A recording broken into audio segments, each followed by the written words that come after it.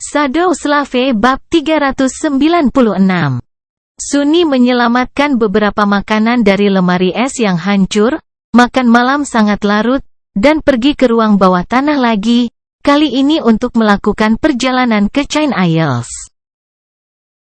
Pada saat itu, semua esensi bayangan yang dia habiskan selama duel dan untuk menjaga mantel dunia bawah agar tidak kembali menjadi batu telah dipulihkan. Mengenakan baju besi onyx membutuhkan aliran esensi yang konstan untuk mempertahankan pesona Leavingstone aktif, dan dengan Soul Serpent mengambil bentuk senjatanya. Sunny tidak dapat menggunakan shadow untuk meminimalkan pengeluaran. Mengenakan mantel untuk waktu yang lama agak melelahkan. Namun, itu juga merupakan cara yang sempurna untuk melatih dirinya sendiri tentang cara mengelola esensi dengan paling efisien. Dia tidak punya keluhan. Namun, itu lucu, bahwa Dreamscape mengharuskan seseorang untuk mengeluarkan esensi nyata meskipun hanya ilusi. Baiklah. Memanjat ke dalam pot tidurnya yang baru dan canggih, Sunny berbaring dengan nyaman di buayan yang lembut dan tersenyum. Tidak ada lagi otot yang sakit. Akhirnya. Dengan itu, dia menutup matanya, dan dengan cepat tertidur. Sementara jiwanya mengembara di alam mimpi dan tubuhnya tertidur, terkunci di bunker bawah tanah di balik perlindungan berlapis, meskipun beberapa hal terjadi di dunia nyata. Cuplikan duel singkatnya melawan Leo Striker tiba-tiba menjadi viral. Di seluruh planet ini, tak terhitung banyaknya orang yang menontonnya dengan berbagai macam reaksi. Beberapa menganggapnya lucu, beberapa menarik, sementara beberapa hanya menggulir melewatinya saat mereka menonton feed mereka. Bahkan mereka yang tidak tertarik dengan duel kebangkitan menganggapnya mencolok. Gambar hantu neraka yang mengenakan baju besi onyx hitam mengalahkan prajurit manusia yang menawan dan mulia dengan satu serangan cepat dan kejam, memang sangat sinematik. Seperti yang telah diprediksi oleh Leo. Bahkan jika yang membuatnya kecewa, peran itu akhirnya dialihkan. Terlebih lagi, meskipun Sunny bahkan tidak tahu bahwa pertarungan mereka sedang disiarkan. Dia secara tidak sengaja melihat langsung ke kamera tak terlihat tepat setelah dengan kejam memasukkan ujung odachinya ke mata lawan. Bayangan topeng hitam menakutkan yang menatap tanpa emosi langsung ke arah mereka, dua genangan kegelapan menyembunyikan mata manusia di belakangnya. Membuat orang-orang yang menonton klip itu merinding. Itu mengerikan, menangkap, dan anehnya menghipnotis. Banyak dari mereka memiliki pertanyaan yang sama setelah menonton klip berulang kali. Apakah ada manusia di sana, di balik topeng menakutkan itu? Namun, orang-orang yang mengikuti Liga Dreamscape memiliki reaksi yang sama sekali berbeda. Meski mereka juga menghargai nilai estetika yang tak terbantahkan dari duel singkat dan mencolok itu, mereka lebih memperhatikan arti sebenarnya dari duel tersebut. Bagaimana mungkin seorang pemula yang sama sekali tidak dikenal mengalahkan duelis yang mapan dan dihormati, seseorang setenar Leo Striker? Hanya dalam satu serangan, saat yang tepat ketika Sunny melancarkan pukulan mematikan dianalisis, dibongkar, dan diletakkan di bawah mikroskop. Apakah itu keterampilan atau keberuntungan murni? Apakah itu disengaja atau tidak disengaja? Apakah Leo melakukan kesalahan? Atau apakah musuh misteriusnya jauh lebih baik? Jawabannya agak membingungkan, tidak ada yang tahu sedikit pun. Jelas, begitu orang penasaran, mereka tidak berhenti hanya pada satu klip viral itu. Cukup cepat, setiap pertengkaran dan setiap kata yang diucapkan Sunny selama kunjungannya yang menyebalkan ke Dreamscape ditemukan dan dipublikasikan untuk dilihat semua orang. Begitu orang melihat isi dari rekaman itu, seluruh lingkaran duelis terguncang hebat. Satu kejutan diikuti oleh yang lain, dan kemudian yang lain lagi, diam. Hal pertama yang ditemukan orang selama penyelidikan mereka adalah dua klip pendek lagi. Satu menunjukkan Mongrel membunuh Doi Cypher dalam rentang 1 detik. Yang lain menunjukkan Mongrel membunuh si bodoh. Sekali lagi, dengan satu serangan kejam. Secara keseluruhan, dia membutuhkan waktu kurang dari 1 menit untuk dengan mudah menghancurkan 3 duelis muda paling terkenal di dunia. Mereka bukan elit absolut, tetapi masih beberapa yang terbaik yang ditawarkan Dreamscape. Kesimpulannya jelas, kemenangannya atas Leo Striker bukanlah keberuntungan atau kebetulan. Mongrel, memang jauh lebih baik. Tapi bagaimana bisa? Apakah dia seorang duelis terkenal lainnya yang menyamar? Orang-orang terus menggali. Sampai pada kesimpulan yang membingungkan, pria yang menyebut dirinya Mongrel belum pernah memasuki Dreamscape sebelum hari itu. Profilnya hanya menampilkan 2 informasi, kemenangan 30. Kekalahan, 0. Dan, status offline. Setelah itu, banyak teori muncul yang mendalilkan bahwa Mongrel sebenarnya adalah seorang guru yang mengunjungi Dreamscape untuk bersenang-senang. Tidak banyak master di dunia ini, dan mereka semua memiliki hal-hal yang jauh lebih penting untuk dilakukan daripada menghabiskan waktu mereka dengan duel ilusi. Bahkan jika mereka melakukannya, bagaimanapun, duel itu terjadi di arena pribadi yang diciptakan khusus untuk acara tersebut, jauh dari pandangan publik. Tetap saja, jika Mongrel adalah seorang master, itu akan menjelaskan semuanya. Dia jauh lebih kuat, tapi dia tidak. Teori itu dibantah ketika rekaman dari 27 duel lainnya digali. Setelah menonton mereka, para penggemar investigasi menjadi benar-benar terguncang. Dan untuk alasan yang sangat aneh. Itu karena rekaman itu menunjukkan Mongrel benar-benar berjuang melawan lawan yang jauh lebih lemah. Sekarang tunggu sebentar. Apa maksudnya itu? Bagaimana mungkin seorang pria berjuang melawan para pemula, melawan mereka selama rata-rata 5-10 menit? Dan kemudian membunuh 3 profesional berpengalaman dalam 3 detik?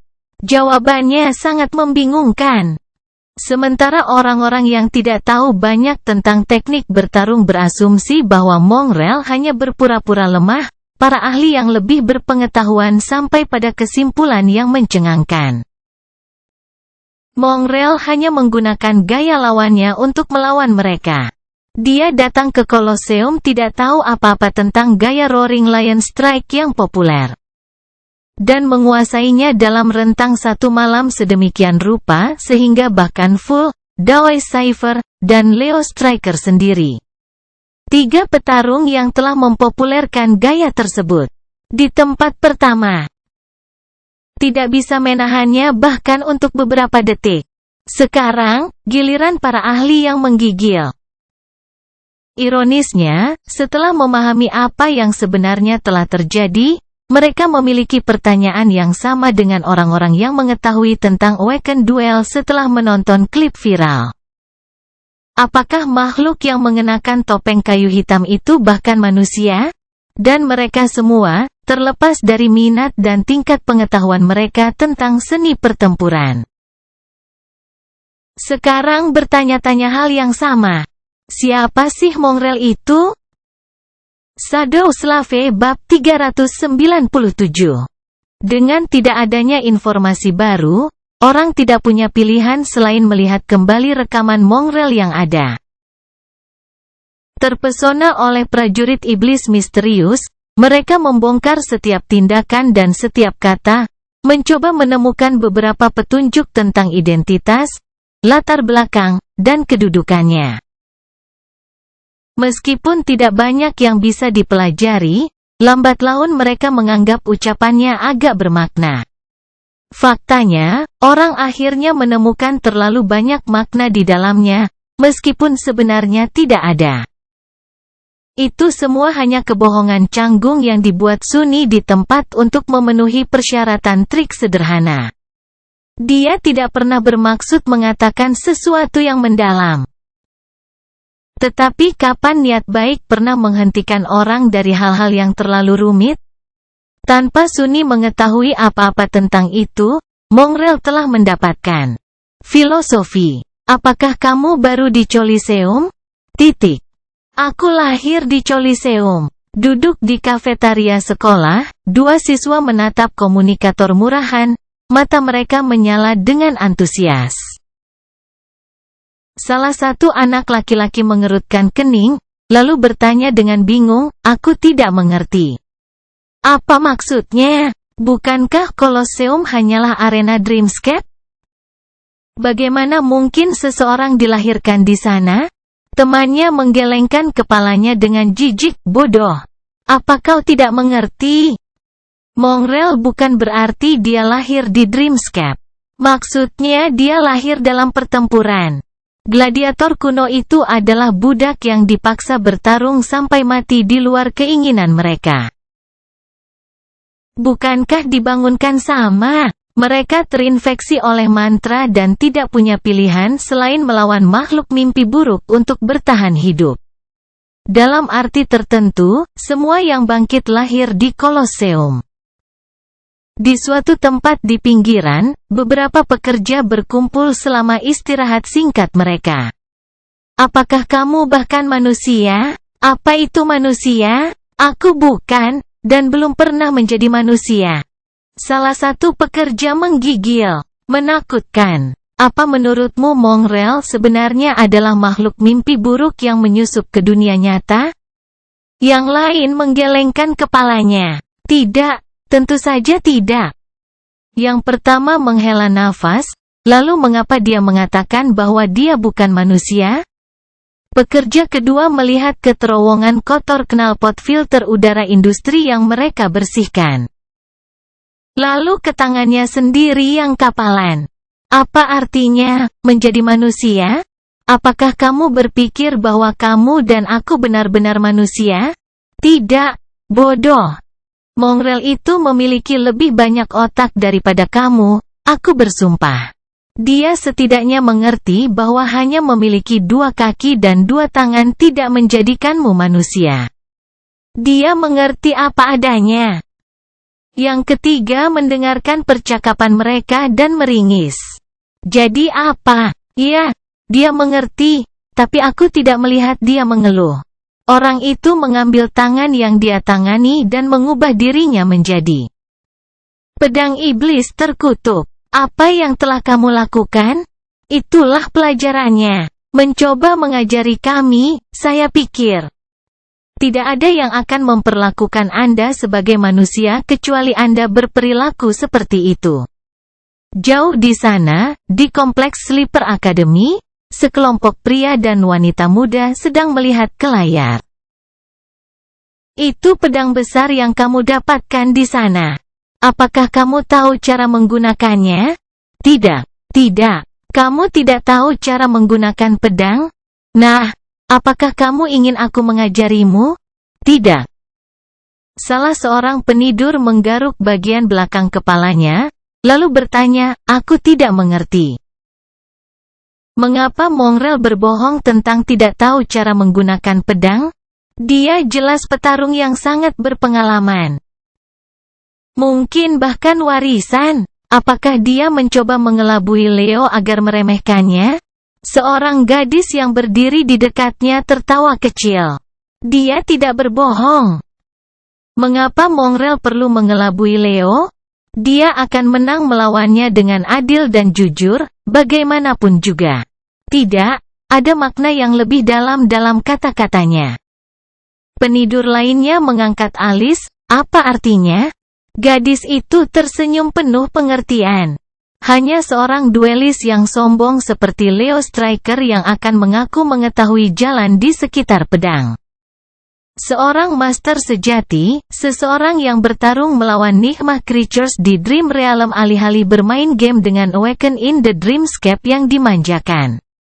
akan tahu bahwa mereka memiliki jauh lebih banyak lagi untuk belajar dari yang sudah mereka ketahui. Itulah yang dimaksud Mongrel.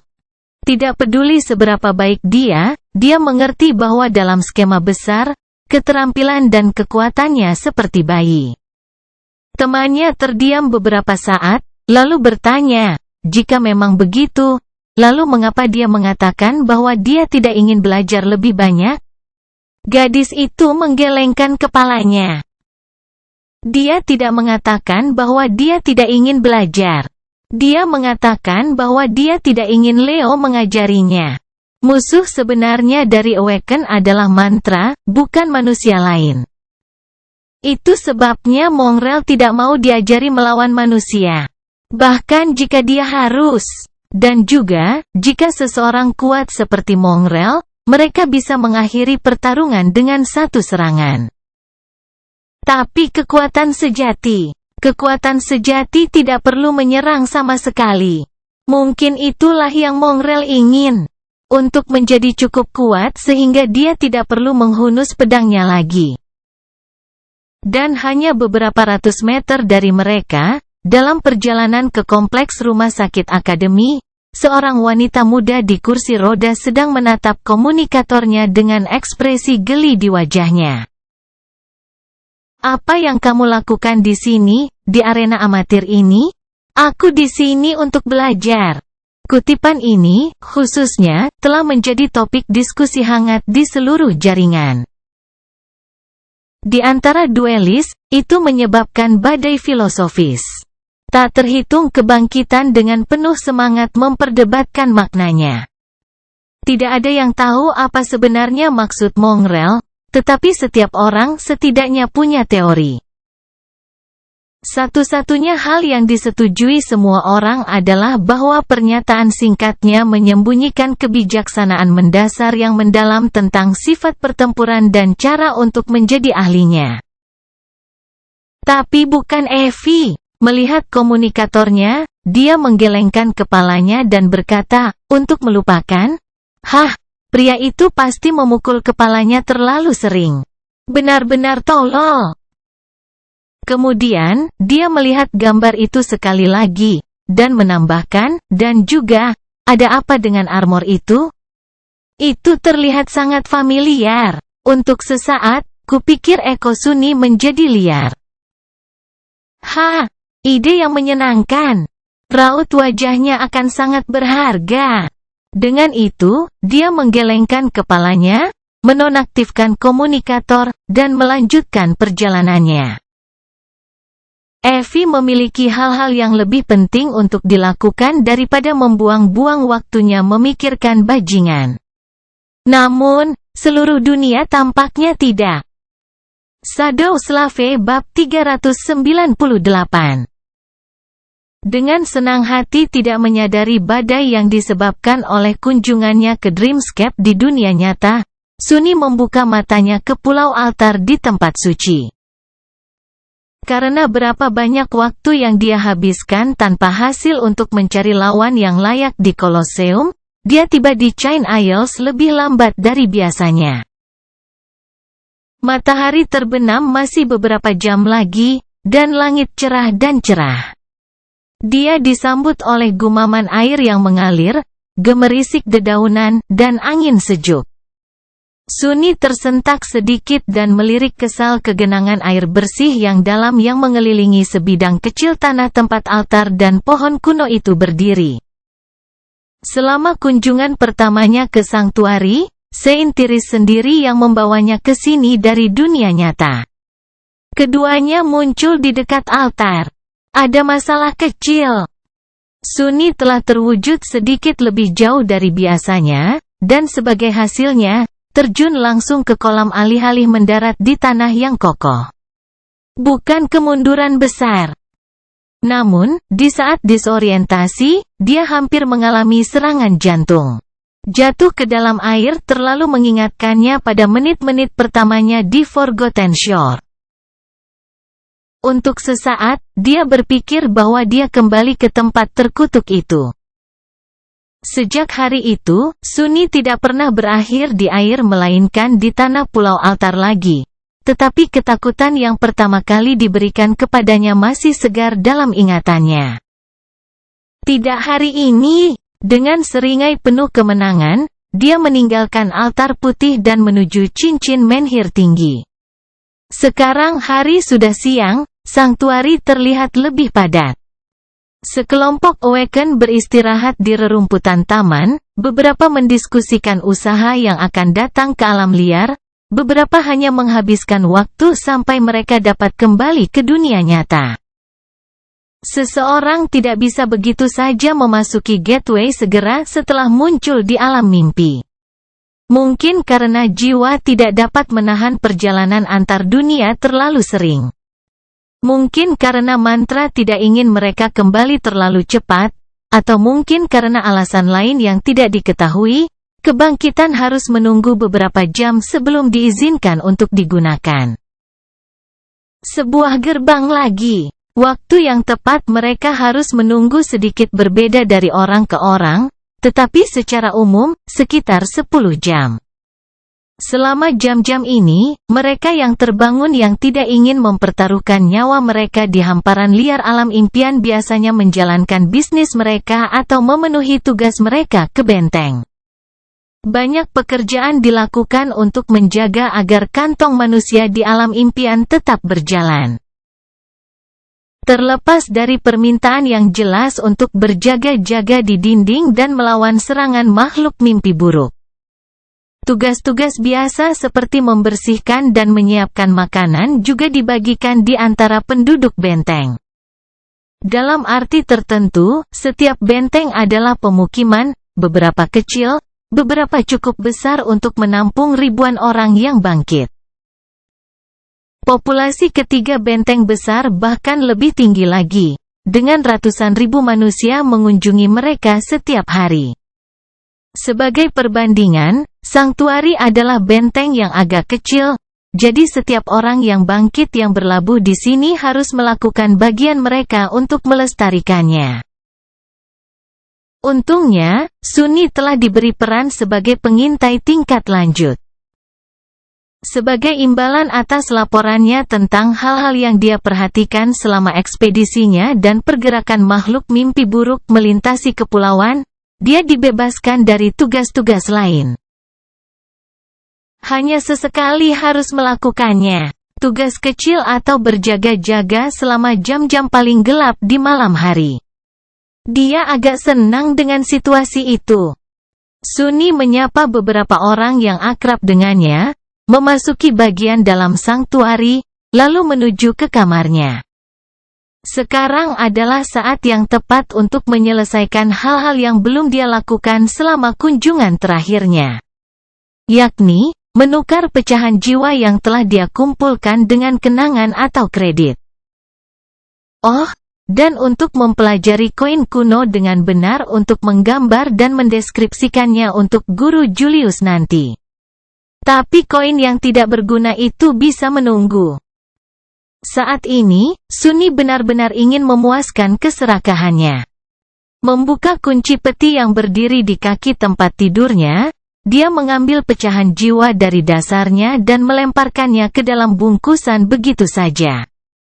Buah-buahan aneh yang dia kumpulkan selama perjalanan terakhirnya juga pergi ke sana, meninggalkan peti yang kurang lebih kosong. Melihat koin emas berkilauan di antara beberapa barang antik yang dikumpulkan Sunni dalam 2 bulan terakhir, dia ragu sejenak, lalu mengangkat bahu, mengambilnya. Dan menyembunyikannya di bawah salah satu kain kafan dalang. Siap. Sudah waktunya untuk tawar-menawar. Kembali ke taman yang terdapat di dalam lingkaran dalam sanktuari. Sunni melirik ke arah orang-orang yang bangkit yang berkumpul di sana, berjalan ke sebuah batu besar yang tersapu sinar matahari, dan duduk di atasnya. Mengambil pecahan jiwa, dia meletakkannya di permukaannya dan menunggu dengan sabar, berpura-pura bosan dan acuh tak acuh. Sepertinya dia hanya menikmati matahari, sementara pecahan jiwa entah bagaimana muncul di dekatnya secara tidak sengaja. Pada awalnya, Sunny harus berjalan-jalan dan memulai perdagangan. Tetapi sekarang, penduduk Sanktuari sudah mengetahui fakta bahwa dia sering memiliki pecahan jiwa untuk diperdagangkan. Sunny hanya harus menjaga operasi perdagangannya tampak sederhana, setidaknya di permukaan. Jika orang tahu berapa banyak makhluk mimpi buruk yang benar-benar dia bunuh, segalanya akan menjadi sedikit sulit. Dia dikenal berasal dari Forgotten Shore, yang memberinya sedikit kelonggaran tentang betapa mematikannya dia sebagai seorang pemburu, tetapi masih bijaksana untuk mempertahankan sepenuhnya kompetensinya untuk dirinya sendiri. Dari semua orang di Chain Island, hanya Saint Tiris dan pembantu kepercayaannya yang tahu tentang evaluasi sesnya. Jadi pecahan jiwa apapun yang Sunny tidak jual ke Awaken lokal, dia jual langsung ke klan White Feather, membuat semua pihak puas dengan pengaturannya. Segera, pelanggan pertama mendekat, melihat kristal yang berkilauan dengan mata menyala. Sunny tersenyum cerah. Oh, hai, ingin menukar 1 atau 2 pecahan? Nah, kamu beruntung, temanku. Brilliant Emporium Sunny saat ini buka untuk bisnis. Shadow Slave Bab 399. Jika ada satu hal yang Sunny lewatkan tentang Forgotten Shore, itu adalah betapa langkanya sumber daya di luar sana. Akibatnya, nilai pecahan jiwa jauh lebih tinggi di sana daripada di dunia nyata. Ya, bagian-bagian dari alam mimpi yang lebih baik terhubung ke dunia nyata, setidaknya. Bukan berarti pecahan itu murah di sini. Hanya saja, kesepakatan yang dibuat Sunny tidak menguntungkan seperti kesepakatan yang dibuatnya di kota kegelapan. Dia juga tidak dapat membawa pecahan jiwa kembali ke dunia nyata bersamanya, yang juga memengaruhi harga akhir. Pada akhirnya, kumpulan kristal yang dia kumpulkan selama perjalanan terakhirnya melalui Chain Island, termasuk yang diambil dari makhluk jatuh, hanya memberinya 3 kenangan dengan kegunaan yang dipertanyakan. Dia memberi makan mereka ke Saint, membawa penghitung fragmen bayangannya ke 163/200. Tidak buruk, kurasa. Setelah menyelesaikan bisnisnya di taman, Sunny pergi ke dapur dan menukar buah-buahan yang dia temukan dengan banyak kredit. Buah-buahan adalah komoditas yang sangat langka di Chain Isles. Mereka tidak dapat dibuat menjadi apapun yang berguna atau menguntungkan dari jarak jauh. Tetapi beberapa orang cerdas di Sanktuari pernah menemukan metode untuk membuatnya menjadi sangat keras dan lezat. Anggur. Sunny sendiri telah bersumpah untuk tidak minum alkohol setelah pengalamannya di Forgotten Shore, tapi dia tidak keberatan menghasilkan uang dari itu. Pada hari-hari awal Sanktuari, anggur adalah hal yang populer di antara penduduk setempat yang bangkit.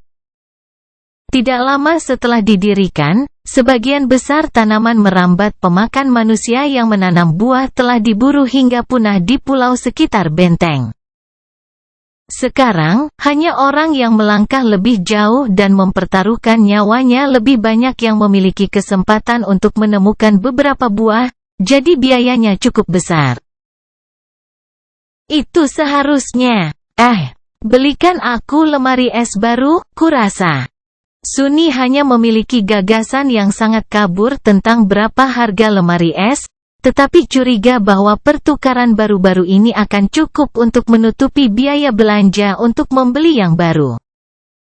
Secara keseluruhan, dia puas dengan hasil ekspedisinya baru-baru ini. Dia maju dengan kecepatan tetap dan perlahan mengumpulkan semua yang dia butuhkan untuk membuatnya lebih cepat. Tepat pada waktunya, mengingat Nevis tinggal beberapa hari lagi untuk menjadi iblis. Dengan sedikit cemberut, dia keluar dari lingkaran menhir dan melihat ke atas. Perdagangan membutuhkan waktu beberapa jam untuk diselesaikan, jadi hari sudah malam. Bulan sabit terlihat di langit yang gelap, dan angin menjadi dingin dan kuat. Di atas, awan tebal berkumpul.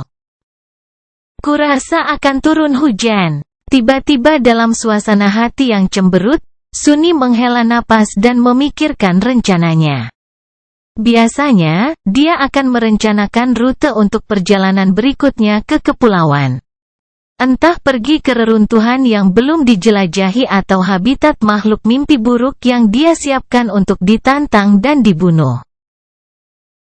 Tapi perjalanan ini memakan waktu beberapa hari untuk diselesaikan, dan dia memiliki banyak urusan yang harus diurus di dunia nyata saat ini. Bisakah aku kembali? Dia hanya menghabiskan sekitar 4 jam di alam mimpi, tapi kadang-kadang itu sudah cukup. Setidaknya untuknya. Sunny tidak tahu mengapa pengalamannya dengan Gateway berbeda dari kebanyakan orang lain. Tetapi curiga itu karena dua intinya atau karena fakta bahwa dia telah menghabiskan 1 tahun penuh di dunia mati ini bahkan sebelum menjadi seorang yang bangkit. Mungkin Spark of Divinity juga ada hubungannya dengan itu. Bagaimanapun, dia cenderung menghindari terlalu sering kembali ke dunia nyata, agar tidak menarik perhatian yang tidak perlu.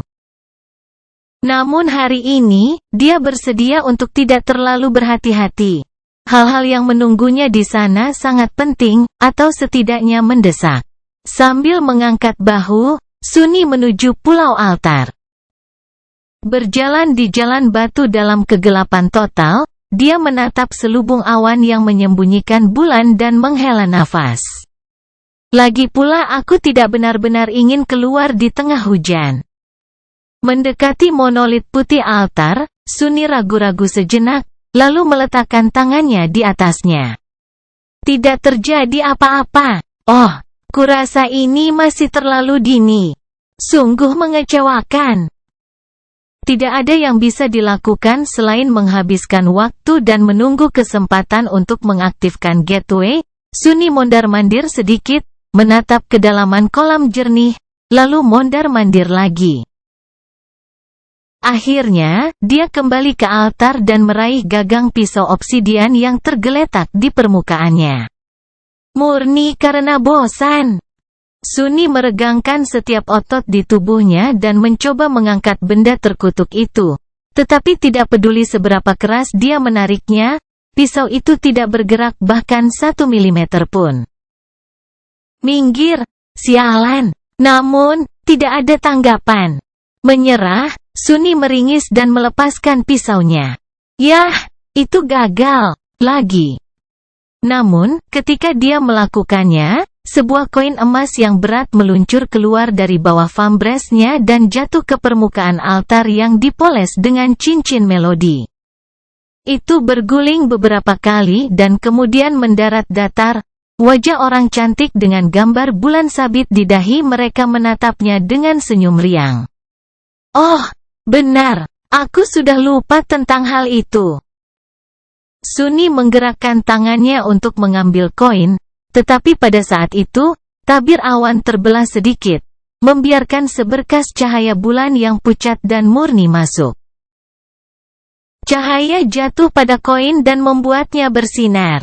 Sesaat kemudian, permukaan koin itu tiba-tiba bersinar dengan cahaya halus. Ciri-ciri orang yang terukir di atasnya menjadi lebih tajam, lalu menghilang ke dalam cahaya. Ketika cahaya menghilang, koin itu hilang. Sunny menatap tempat kosong yang baru beberapa detik lalu dengan ekspresi bingung. Saat itulah mantra tiba-tiba berbisik ke telinganya, bayanganmu semakin kuat. Shadow Slave Bab 400. Bayanganmu semakin kuat. Sunny menatap tempat koin itu dulu berada, lalu berkedip. Apa yang baru saja terjadi? Dia menjatuhkan koin di atas altar, yang diterangi oleh sinar bulan, dan menghilang. Dan kemudian, dia menerima pecahan bayangan. Mustahil. Menahan kegembiraan, Sunny memanggil rune dan membaca, fragmen bayangan, 198/2000. Terakhir kali dia memeriksa, hanya ada 197. Dia pasti, tanpa diragukan lagi, baru saja menerima pecahan bayangan dari koin emas aneh itu. Jadi itu bukan koin biasa. Senyum puas muncul di bibirnya. Koin itu tidak hanya istimewa, bahkan tidak dikutuk. Sebaliknya, itu diberkati. Yah, itu adalah pecahan bayangan termudah yang pernah aku terima. Tiba-tiba, matanya melebar. Tunggu. Bukankah ada lebih banyak koin yang dia tinggalkan di Iron Hand Island? 3 lagi, setidaknya, telah ditelan oleh monster mati itu.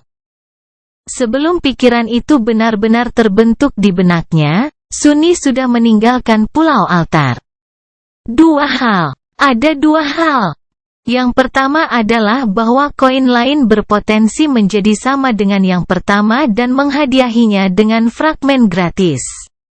Yang kedua adalah jika ada 3, mungkin ada lebih banyak. Lebih banyak lagi.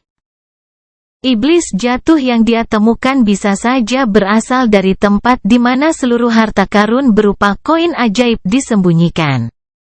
Seluruh gunung dari mereka, bahkan jika Sunny benar dan entah bagaimana berhasil melacak jalan yang diambil makhluk itu sebelum mati. Siapa yang tahu seberapa kuat dia nantinya?